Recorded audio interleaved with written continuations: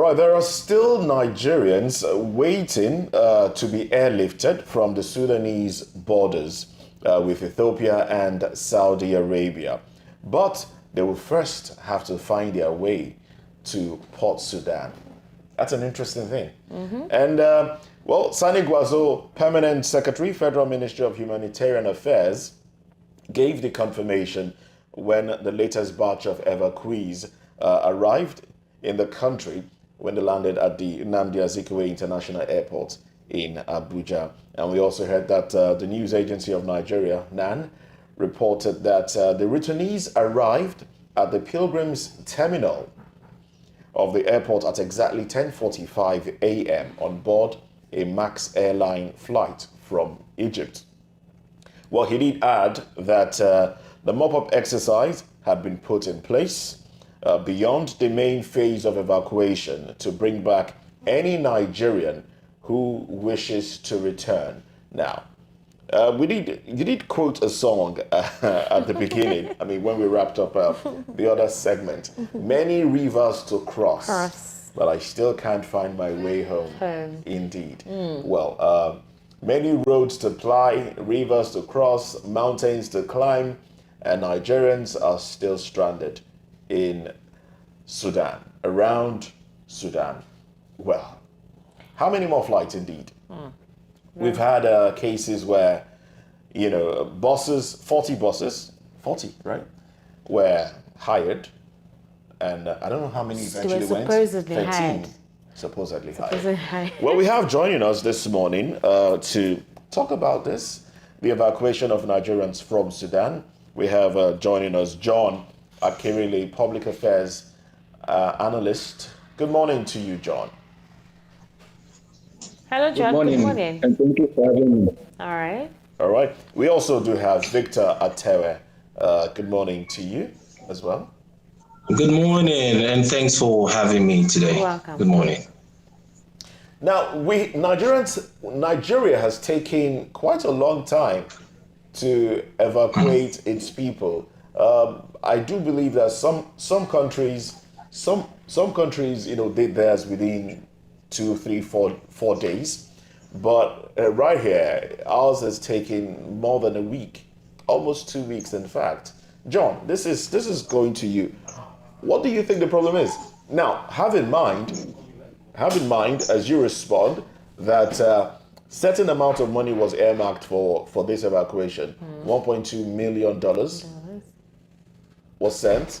I don't want to go into the first, how it was sent, and CBN said there was network problems. It didn't get to those it was sent to, and then they had to get money from somewhere else to send. I don't want to go into that. But hey, this is the amount that was earmarked. $1.2 million earmarked to evacuate Nigerians from Sudan. What is the problem? This is John. Thank you for that question. Okay, great. Can you kindly mute your mic? I don't know where that is coming from. Victor, can you kindly mute your mic for now, please? Because we can hear the dog barking at the background. All right, thank you. Please go ahead, John. Okay, so the first thing we need to look at is, and the question we should ask our public office holder is, what is the worth of a Nigerian citizen outside the shores of Nigeria?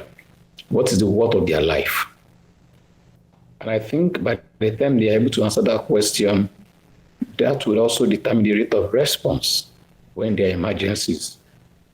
And if we are hearing disparity as to who release money and who receive money, and that amount of money, humongous amount of money, is being allocated for Nigerians to be evacuated from Sudan. And this is 2 weeks down the line. Nobody is sanctioned, nobody is queried, nobody is on their toes to answer questions. That will just show you the lackadaisical attitude at the highest order. And that's why in Nigeria, anything and everything goes. If you were to be a family of a governor or a local government chairman that is in that distress, will it take this long for them to be evacuated? The answer is capital no. And we should stop this habit of feeling that Nigerians worth nothing. And that's why Nigerians will never trust their government, because the government have severally, dashed their hopes and not even reckon with them. They are their own government, and that's why you're seeing what is happening now. I think the onus is still the government of the day, even though they are rounding up, they still have some days to go, and they should do the right thing. All if right, you have allocated money for... Okay, go ahead, continue. If they have allocated money and some agencies and there are disparities, I think that should be clear within those agencies. And agencies at this point in time should understand that there are emergency cases that needs swiftness and promptness, and there's no need for us to delay anything at all. And so, if the money has been earmarked, money should be expended and people should be evacuated to Nigeria safe and sound. All right, NIDCOM has said about 1,700 remaining Nigerians in Sudan will be evacuated in a matter of days. In fact, they said the most important thing for us to take out of this entire ordeal is that no Nigerian lost their life, with the war ongoing in Sudan. However, they gave a breakdown of the first batch, and the jets and of course airplanes that accompanied as well, making a total of now for 1,471 evacuees so far. Then the question that arose is that there are still some persons still trapped in Port Sudan, but they say in a matter of days they will completely be evacuated. However, critics have come to say if it hadn't taken the outcry of Nigerians here pressing home the immediate response, to immediately airlift Nigerians from Sudan, that possibly now we may not even have had this measure, put together to evacuate Nigerians currently trapped in Sudan. And then the question that comes to mind is, must it always be a tedious process when it comes to the government doing their responsibilities, not necessarily having anyone to cry for, any protest to be held before the necessary deed is done? Mind you, Fela sang song many years ago. When you listen to any of his track and album, you still relate with those songs, even as a millennial child. Okay, that would tell you that it's not something that is happening now. The same set of people have been in power for over the years, and the same shenanigans have continued, and it's still happening. But let me just say thank you for your platform, because you have been speaking out for a very long time. And that's why it's as if pressures are coming from left, right, and center. And everybody is doing what they ought to do to make sure that the government are on their toes. And that is what good citizenry is all about. It's all about you putting your political office holders on their toes and making them accountable. That is the purpose of their existence as a public holder or a political appointee. And that is what I think we all should continue to do. We should continue to ask for good governance. We should continue to ask questions. We should continue to, call them out when they are not doing that which they ought to do. That is our own civic responsibility as a good citizen. And we should continue in that light. And the more we call them out, the more they respond. And once they respond, it shows that others will wake up to their civic responsibilities, and other political appointees and elected officials will also know that it's no longer business as usual. Once you are elected, you must give dividend of democracy to the people that elected you. And then you must do the right thing. We also have a sane society again. All right. Victor, so this next question for you. Now, some of the Nigerians who are returning, back home have been expressing what they saw, what they went through, they've been entirely narrating their ordeal. And they literally said when they arrived that the Sudanese officials, that's the Egyptian officials, actually treated them like trash.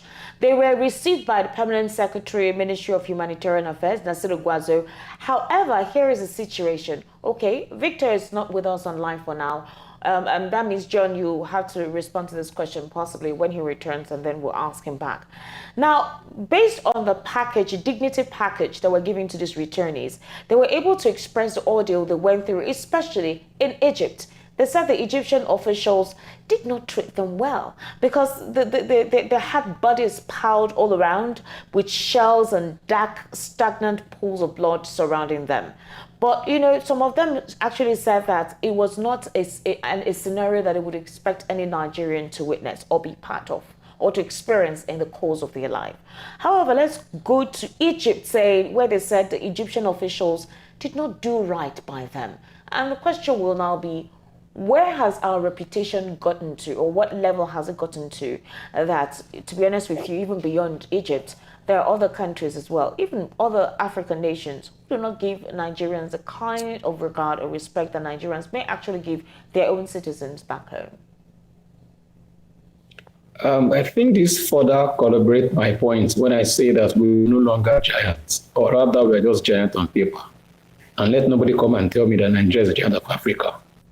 If indeed you are a giant of Africa, why will Egypt treat your citizen in that manner?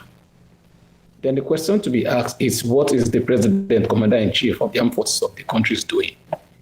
I think they are all members of the African Union, and there should be a bilateral trade. There should be a memorandum of understanding between these two countries, I think.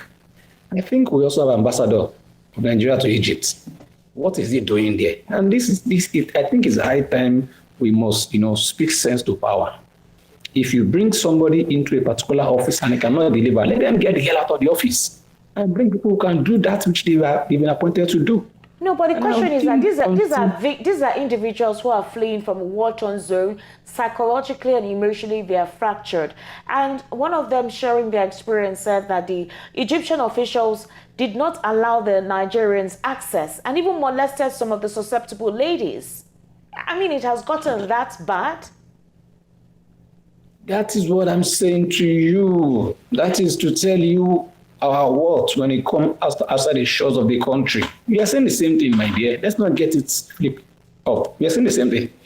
That will tell you that if in Egypt we can melt out such treatment to our fellow brothers and sisters out there, then what do you think will become of them in South Sudan?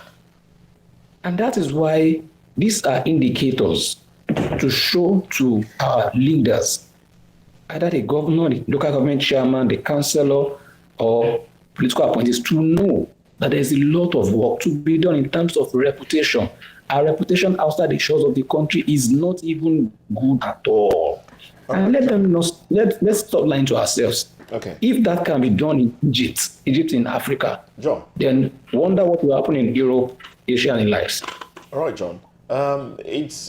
Let's not be quick now. I would rather not be quick to accuse Egyptians. Now let me build a scenario for you now.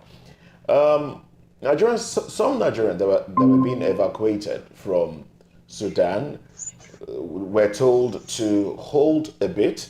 Those that didn't have permits and passports, they were told to hold on a bit, while others that had their passports would be taken to Egypt. Now, two of them wanted to be smart, maybe out of fear, and wanted to leave Sudan as soon as possible, joined the batch of those that had their passport. Now, those two did not have permits and they didn't have passports. And they were asked to wait aside with others that did not have. But they joined this other team and they were taken to Egypt. Now, when Egyptian authorities went through their papers, they realized that two out of maybe 50 something or thereabout did not have passports, did not have permits, and they angrily sent the entire batch back to Egypt. Should we blame the Egyptians or should we blame our own attitude Back of to not Egypt or back to Sudan? back to Sudan? I beg your pardon. They were sent back from Egypt to Sudan. The entire team, the entire people were sent back because of two people that didn't have passports nor permits. Now, should we blame the Egyptians or should we blame our own attitude for not listening to instructions? The instruction given initially was wait aside with others while we walk your permits so that you can be evacuated when everything is sorted. But no, they wanted to be smart and then they joined those that had their passports. What do you say to this? I think that is really, really bad. And I'm not really castigating the Egyptian authority. So don't get me wrong. I'm only saying that our own people have left the work that they ought to do. Okay? Now, if Egyptian authority can send back a whole crew because of inappropriateness of just two people. That will tell you how modest their model is. And they're Africans like us. So can we take a cue from them? Okay, no matter the number, if it's not the right way, then the Oba should go back. That is their own policy. That is their own standard. And that's how countries of the world will start respecting you. I'm sure from this same story, other Nigerians will never try such again because they know even if they get to Egypt, they will return them back to Sudan. And that is sending a strong signal, into correcting the abnormality that has been entrenched in the DNA of most Nigerians by the system. Okay? So I think that attitude for me should never come up again. And I think other members of that crew should get a cane and flog this through. Maybe about 2 strokes of the cane. That's the thing. So that they can, they can get back their normalcy because their inappropriate attitude, have made the whole of others suffer for what they know nothing about. Yes, John. Okay? Now, and that still comes to our system. The question is, how did these people move from Nigeria to Sudan without passport and permits? How did they get in? These are questions that we must ask. And that's why most people migrate illegally, and we must condemn illegal migration from every angle and every quarters. If you want to migrate in a legal way, so that when you have issues, you can have your document and everything, and then they can trace you back to where you're coming from. So we should condemn in high attitude this attitude that berates and belittles us as a people and as a nation. That attitude should never be encouraged. And if I was part of the batch, personally, I would flog these two people because they have, dragged us the more in the mud, even though our leaders have done worse than that to all of us as citizens. All right, then. Thank you very much for your response, John. I was saying that's really the thing. I mean, we see our own bad behavior play out here. When you ask people to stay on a queue, and Nigerians will not want to stay on the queue, it seems to be a problem that needs to be addressed from infancy, because some Nigerians would rather jump the queue and try to play smart to get to the front of the line, as against just staying in line. I think that was what played out. And if you talk about not having passports, yes, maybe as they were running around because of the war, they might have misplaced their passports, and they needed permits to indicate that they are Nigerians and they are going to be evacuated. Just maybe. Now, we do understand that Victor Atewe has joined us again. Good morning, Victor. Good morning, Victor. Good morning. Good morning. Good morning. Good morning. Right. And so sorry for that break in transmission, I would say. Not a problem. Not a problem. Now let's look at some Nigerians have escaped to, I use the word escape loosely. They've escaped to Ethiopian border and Saudi Arabian border. And now Nigerian authorities are saying, if you are at the Ethiopian border or if you're at the Saudi Arabian border and you wish to be evacuated to Nigeria, find your way to Port Sudan, because that is where evacuation will that's where airlifting will take place. What do you make of this statement, really? Also, thanks for that question. Yeah, thanks for that question. It goes to show once again about our ineffectiveness in governance and, of course, in valuing our people. Now, you recall that, Saudi Arabia, United Kingdom, less than 48 hours moved to Port Sudan to evacuate their people. It was all over social media how they cared for them, make sure they are fine. It goes to show how we prioritize our people. Now, given to the fact that they said that any Nigeria in Ethiopia or Ethiopia border or at Saudi Arabia border should please move to Port Sudan. I think it's rather coming late. And this also, I want to blame the whole communication system,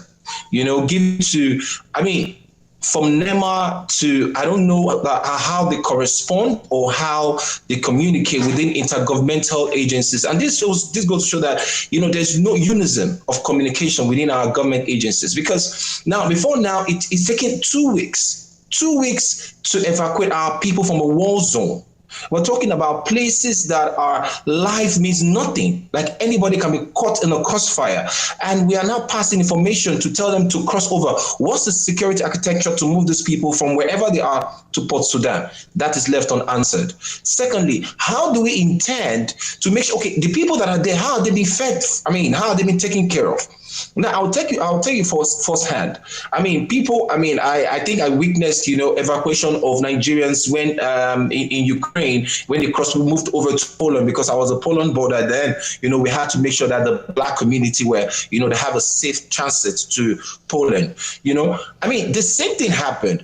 Our Nigerian people were being asked to move to Warsaw, as in the capital of Poland, to, from there move them. And at a point there, they were stranded because they told that the airplane couldn't leave because there was no permission. This just goes to show how polarized our system is as a person. We are supposed to be, I used the word supposed deliberately, to be the giant of Africa, but we treat ourselves with so much levity, as if we mean nothing to ourselves. For me, telling them to move is rather too late, because the reason is you can only tell people, what is the transportation system or arrangement, as it were, is being put in place for these people to convey them down to Port Sudan. You want them to move so they could be caught in a crossfire and something will happen and they will lose their life. They know how we treat ourselves. So, asking them to move, it's good, but it's rather coming too late for me. All right, then. Thank you very much, Victor Atere. Unfortunately, we don't have much time on the show. I must say a very big thank you to you for joining us this morning. And also, thanks to John Akirele, political strategist, for being part of the program as well.